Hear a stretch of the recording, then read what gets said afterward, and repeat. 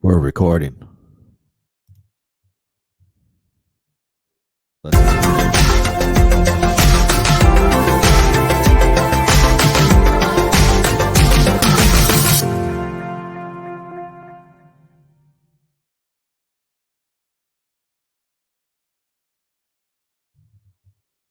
Good morning, good afternoon, and good evening, wherever you are.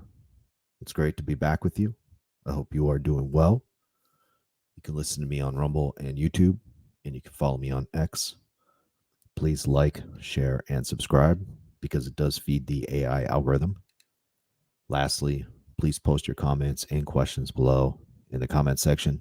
It would be great to hear from you. It's great to be back with you, and we're going to jump right into it. This from the Wall Street Journal. Sweeping the article, title of the article is Sweeping Regulation of AI Advances in European Union Deal. I would also add this is going to constrain the growth of their economy because AI is going to change a lot. It's going to change a lot of things. Subtitle agreement is a step toward establishing comprehensive rules governing artificial intelligence. Yeah. So what you could do is you could take artificial intelligence and just substitute that with mathematics. So you could read the subtitle again. Agreement is a step toward establishing comprehensive rules governing mathematics, because that's what's underneath the hood. It's mathematics. The article is by Kim Macrael from December 8th. So just yesterday. I saw this article while I was skimming through X. So here we go. From Brussels, European lawmakers reached a political deal on regulating artificial intelligence, regulating mathematics, marking a step toward establishing a comprehensive AI law in Western countries. I thought I had while I was reading through this article prior to doing this video was that you're going to have a set of countries that are regulating AI and thus regulating their economies, regulating their growth and prosperity and stability. Then you're going to have another set of countries that are going to take care of, are going to take advantage of AI, and they're going to leapfrog all of the countries that are regulating. I don't know which ones. I mean, obviously, Europe's going to be leapfrogged by a lot of countries here in the next couple of decades. So Europeans will be poorer than the countries that took advantage of artificial intelligence. But we'll see. We'll see what happens. I think that's the way it's going to go. Some people might disagree with me, but and if you do, go ahead and please post your criticisms and rebuttals in the comment section below. I'd love to hear from you. So let's continue here. So the article continues. The European Union's Artificial Intelligence Act would be the latest in a series of regulations the bloc has pushed forward that is expected to reverberate through the global tech industry and affect some of its biggest players. Yeah, it's going to affect everyone in different ways. It's going to affect big companies. It's going to affect citizens. The odds are going to decrease. They're going to have nice things. And this is how nuclear power. I have to watch how they say it. They have a bit of an accent. But yeah, nuclear power. We don't have a lot of that would change our society. And as I understand it right now, Gen 4 is not Chernobyl. Gen 4 is extremely safe, and I imagine it would be. It's got all the latest and greatest software, all the latest and greatest hardware. The only thing that it's that's stopping it is government regulation. And for those of you who are wondering, yeah, I'm a market guy. Some people use the term libertarian. Okay. I accept it. Yeah, markets, free markets make populations prosperous. We have nearly 200 years of data to support that. Artificial intelligence, access to mathematics, not regulating mathematics, it's just going to make everyone's lives more comfortable. So let's continue here with the article. Earlier legislation from the EU set out new competition and online content rules that affect large US tech companies, including Meta Platforms, Apple, and Google's parent Alphabet. Yeah, so because they're global companies, it's going to affect the way they do business in Europe. Now, it won't affect the way they do business in Central America or South America, or even some parts of Southeast Asia. Maybe Russia, if they're allowed to be there, unless the United States government tells them they can't. Fascism. Fascism. And so let's continue here.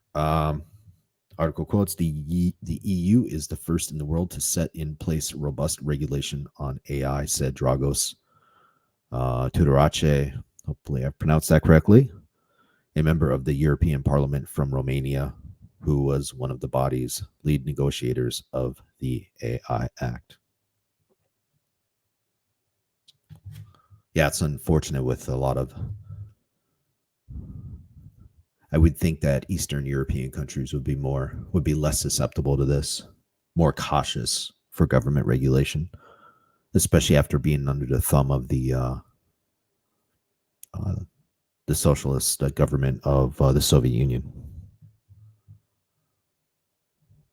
So let's continue here with the article. The deal agreed to by lawmakers includes bans on several AI applications. What are those? I don't know. The article doesn't say. Such as untargeted scraping of images to create facial recognition databases. Okay, that could be a lot of things. And sets rules for systems that lawmakers consider to be high risk. It's whatever they consider to be high risk. Right, so this is an objective process. This is a subjective process. According to a statement from the European Parliament. These are lawmakers. I mean, how many of these lawmakers understand mathematics? How many of them understand what's going on with AI? I mean, the issue, there's a lot, of course, I've talked about this in previous articles, and those articles will be posted at the end of this video, or at least one of them, and you can kind of explore from there. But one of the things I've talked about is AI very much reminds me of There is a Dragon in My Garage. And that's a chapter from Demon Haunted World by Carl Sagan. Good book. Highly recommended. Read it. But anyway, there are some people in AI who have access to the mathematics, who have access to the technology, who would say, oh, well, this is really dangerous stuff. And then you have other people that say, nope. Like me, it's like, no. I mean, it could be if you put it in weapons, but I don't see none of these regulations are let me put it this way. These regulations are conveniently leaving out weapons, AI embedded in weapons. You won't see any regulation on that.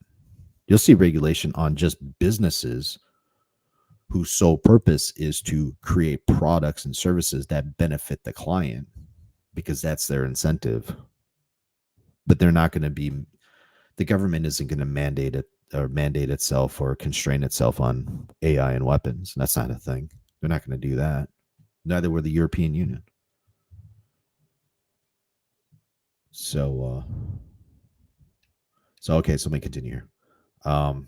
It also includes transparency rules for general purpose AI systems and the models that power them. Now, this part I actually kind of do agree with.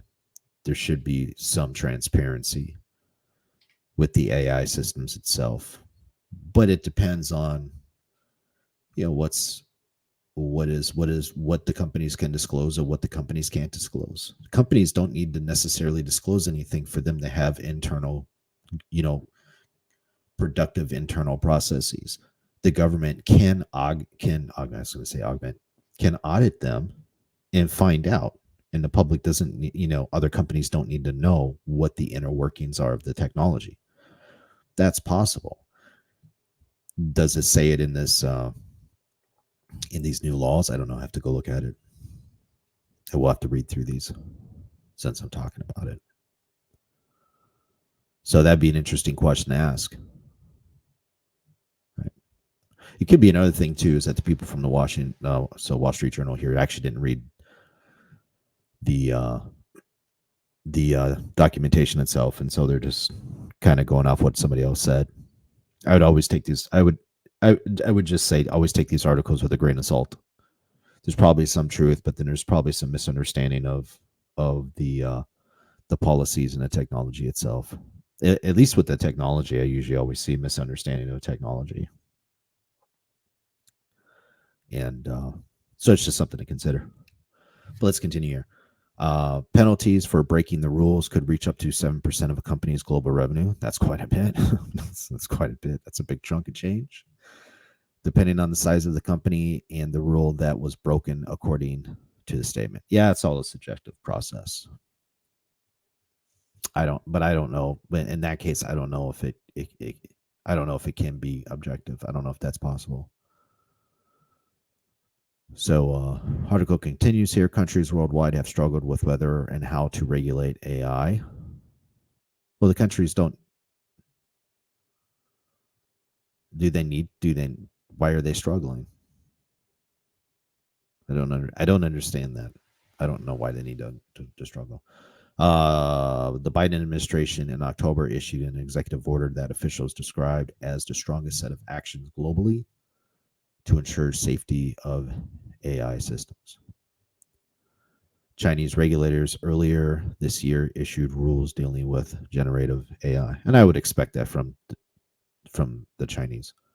But again, the Chinese are not going to regulate their military. They're still going to build AI within the military. They're going to do that. So the AI militaries will benefit from AI, whereas us, the plebs, the peasants, we will not via regulation. But the countries that do embrace this technology and are smarter about it, they're going to benefit. They're going to leapfrog everyone else. I'm pretty sure that's going to happen. And not by leapfrog, put all their people out of jobs. No, they're gonna learn real quick that they need more people to study computer science, mathematics, software engineering, computer engineering, electrical engineering.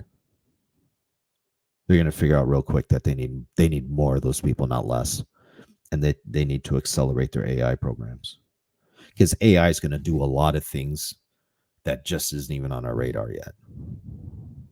It's going to blow our minds how much it's going to change the world, like computers change the world.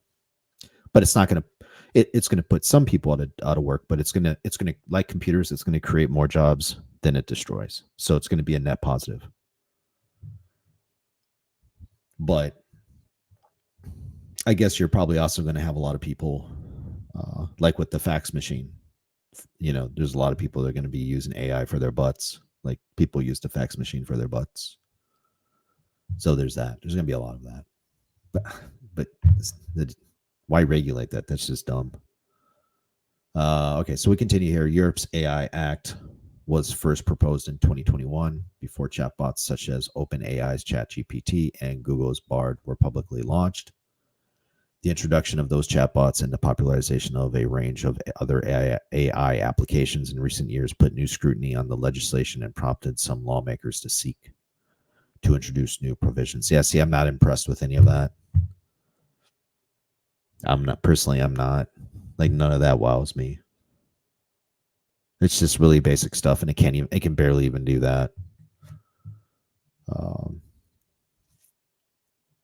So to me, they're just wasting a lot of time on this. I mean, yeah, they should think about these things. Definitely talk about it. But as far as regulation usually only stifles innovation, and it rarely ever helps. So the article continues here. One of the most controversial aspects of the European legislation was determining whether to set blanket rules for general purpose AI and so-called foundation models, which are trained on vast data sets and underpin more specialized AI applications. Yeah, that's okay. Okay. I mean, if you want to do that, sounds like a bad idea, but okay. The AI Act will require those systems to follow a set of transparency rules that include complying with the EU copyright law and creating detailed summaries about the content used to train AI models. They won't understand it, according to the statement from the European Parliament. High impact models that are deemed to create systematic risk will face tougher rules. Who knows what systematic risk even means, including a requirement to assess and mitigate such a risk. Yeah, I just don't trust policymakers with this type of stuff. If there were more engineers in in these positions, that I would be a little bit more open to it. But ultimately, all this stuff is mathematics underneath. It regular business. The reason why I think this is dumb is because regular companies out in the marketplace, Amazon isn't building weapons. Those companies that they said previously, like Meta, Amazon, Google, as far as I know, none of those companies are building weapons. They're just trying to make the world a better place. Well, I mean, you could argue Meta isn't with Facebook, but I mean, why would they constrain AI models for making it more efficient so I can get a book in a day from Amazon instead of 2 days? I mean, I would take this stuff seriously if they were talking about weapons. Then I would take it seriously. But let's continue here. The deal reached Friday doesn't apply to AI systems that are used only for yeah. See, there we go. See what I say, or defense. When I got what did I say? What did I say? The deal reached Friday doesn't apply to AI systems that are used only for military or defense purposes, according to a separate statement from the Council of the EU, which represents EU country governments. Of course. What did I just say? What did I just say? What did I just say? These things don't apply to weapons. They only apply. This is so backwards. If you, it just I'm sorry. It's so damn funny. It's not funny, but it's funny in a really dark way. All right, so I'm going to use this now. Of course, it doesn't apply to the military. Of course, it doesn't. Article continues here. The agreement came after negotiations that began Wednesday afternoon and ended late Friday. It will still need final approval from parliamentarians and representatives from the EU's 27 countries. Voted down and is unlikely to take full effect before 2026. The deal faced swift criticism from industry and consumer groups. Yeah, because they don't build weapons. Digital Europe and Tech Lobby Group said the new rules would be expensive for AI companies to comply with. Yes, that's the purpose of it. It's to create monopolies and risk putting Europe at a disadvantage. Yes, and it will put Europe at a disadvantage because they'll be leapfrogged. The AI race is not one Europe can miss out on, and they will, said Cecilia Bonfeld-Dahl, the group's directory general. Just another, I don't want to make this video too long, but just another thought.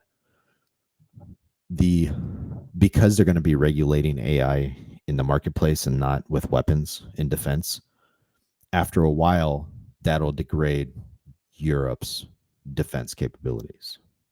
Because it is as the economy goes, everything else goes. You can have a strong military if you have a strong economy. You can't have a strong military without a strong economy, at least not one over the long term. So this actually has the double effect of, in the long term, Europe's also going to miss out on a lot of a lot of the advantages that the market would give them with little to no AI regulation, or as what Michael Malice would say, zero AI regulation. I don't know if he would say that, but I imagine he would.